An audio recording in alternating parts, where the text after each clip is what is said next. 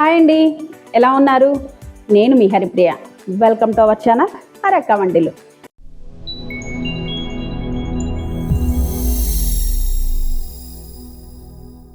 ఈరోజు మన హరక్క వంటిల్లో ఒక మంచి స్వీట్ రెసిపీ అండి. దీన్ని ప్రసాదంగా కూడా చేసుకోవచ్చు. శ్రావణ మాసం కదండి, మన అమ్మవారికి వాయనం ఇచ్చుకుంటాము. మన వీడియోలో గారెలు వేసాము. మన అమ్మవారికి శ్రావణ మాసంలో గారెలు, పూర్ణాలు ఈ రెండు అమ్మవారికి వాయనంగా ఇచ్చుకుంటాం. గారెల వీడియో మనం యూట్యూబ్ ఛానల్లో ఉన్నది కాబట్టి ఇప్పుడు పూర్ణాలు ఎలా తయారు చేసుకుందామో చూద్దాం. ముందుగా దీనికి కావాల్సిన పదార్థాలు చూద్దాం రండి. నేను ఒక గ్లాసు, ఈ గ్లాసు కొలతతో పచ్చిశనగపప్పు తీసుకున్నానండి. 1కి 1 కొలత అండి. ఇదే గ్లాస్తో బెల్లం తీసుకున్నాను.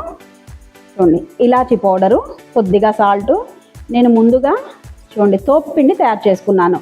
1 గ్లాసు మినప్పప్పుకి 2 గ్లాసులు బియ్యం వేసుకొని, కొద్దిగా పచ్చిశనగపప్పు, కొద్దిగా మెంతులు వేసుకొని చక్కగా ఒక 2 గంటల ముందు గ్రైండర్ వేసుకొని పెట్టుకున్నానండి. ఇప్పుడు డీప్ ఫ్రైకి సరిపడా ఆయిల్, ఇలాచీ పౌడరు, కొద్దిగా సాల్ట్ తోపుపిండిలోకండి.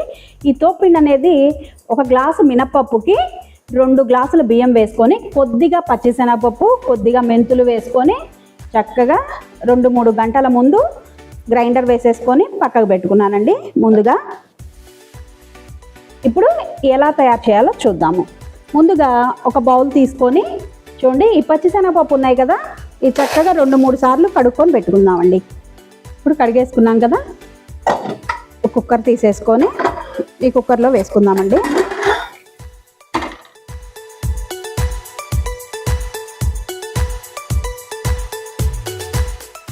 ఇప్పుడు దీంట్లోకి చూడండి కొద్దిగా వాటర్ పోసుకుందాము.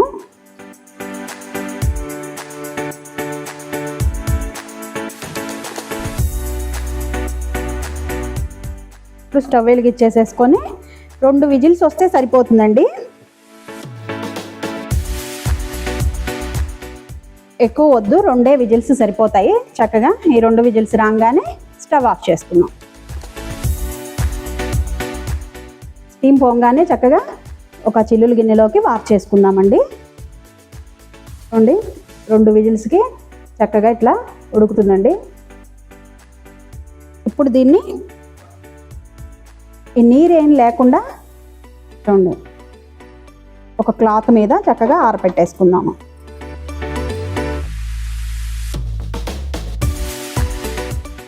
పప్పు బాగా మెత్తగా ఉడకక్కర్లేదండి, ఇట్లా చక్కగా 2 విజిల్స్ వచ్చేదాకా ఉంటే సరిపోతుంది.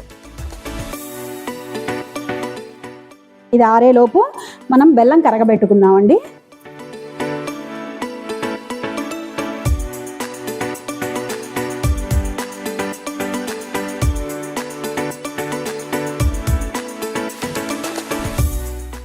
ఇప్పుడు స్టవ్ ఆన్ చేసుకొని దీంట్లోకి కొద్దిగా వాటర్ పోసుకుందామండి.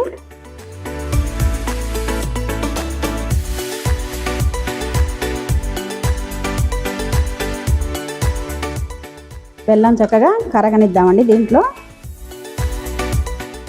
ఇప్పుడు ఇది బెల్లం పాకం పెట్టేసుకున్నాం కదా, ఇది కరిగేలోపు దీన్ని మిక్సీ పట్టుకుందామండి. చల్లగా అయిపోయింది. ఇప్పుడు దీన్ని మిక్సీ పట్టుకుందాం చక్కగా.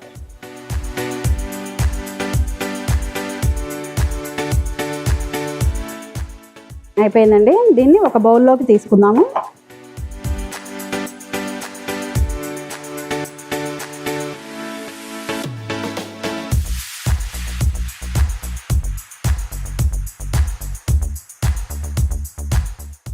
చూడండి చక్కగా ఇట్లా పొడి పొడిలాడుతూ వస్తుందండి. ఇప్పుడు దీన్ని పక్కన పెట్టేసుకోండి. బెల్లం కరిగింది కదా, దీన్ని వడపోసుకుందాం ఇంకో గిన్నెలోకి. స్టవ్ ఆఫ్ చేసుకుందాము.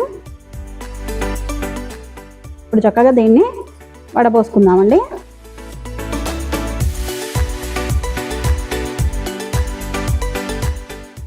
పక్కన పెట్టేసేసుకొని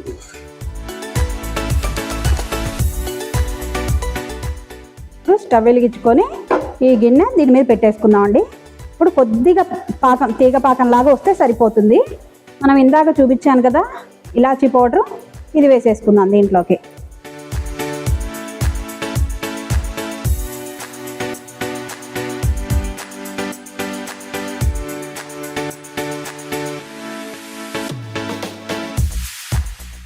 చూడండి సరిపోతుంది.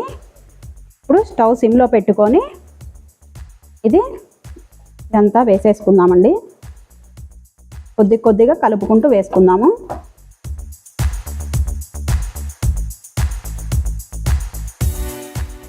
ఇప్పుడు మొత్తం వేసేసుకొని ఒక్కసారి కలిపేసుకుందామండి.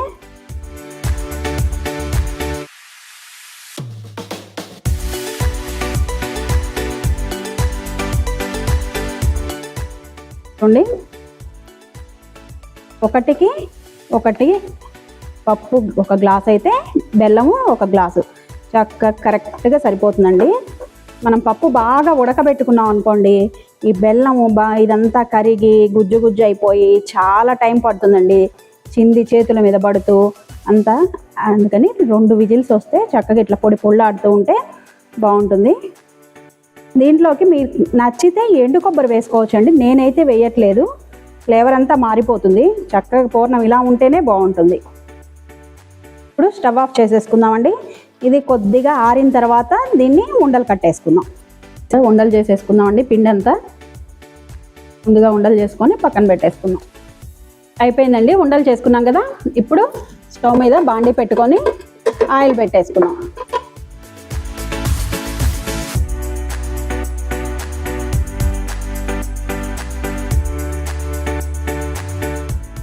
స్టవ్ వెలిగించేసుకొని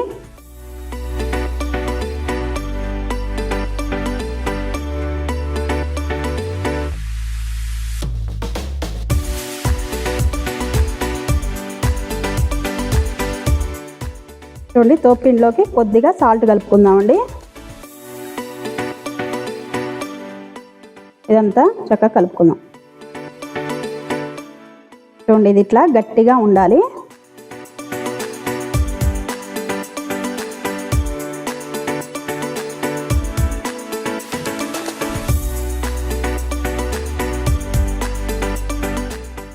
నూనె కాగిందండి. ఇప్పుడు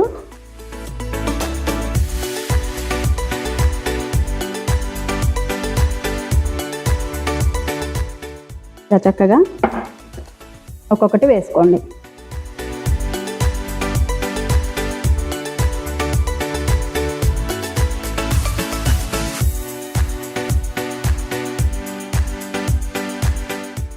ఇట్లా ఒకదానికి గ్యాప్ ఉండేలాగా వేసుకోండి.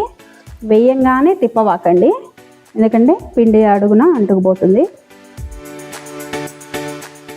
ఇప్పుడంతా ఒకసారి కలుపుకుందాం. చక్కగా ఎర్రగా వచ్చేదాకా వేయించేసుకుందాం. స్టవ్ సిమ్లో పెట్టేసుకొని ఈ వాయి తీసుకుందామండి.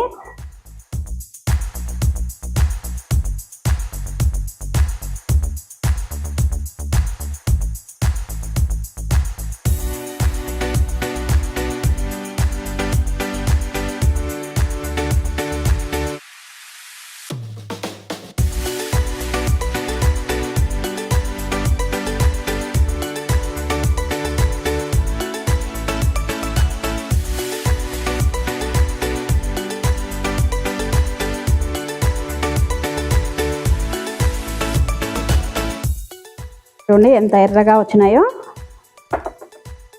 చక్కగా కరకరలాడుతూ. చూడండి ఎంత కరకరలాడుతున్నాయో. చూడండి చక్కగా కరకరలాడుతూ వచ్చినాయి కదా. ఇట్లా చేసుకొని అమ్మవారికి వాయనం ఇచ్చుకోవచ్చు. ముందుగా మా ఛానల్ మీకు నచ్చినట్టయితే సబ్స్క్రైబ్ చేయండి, లైక్ చేయండి, షేర్ చేయండి. Thank you.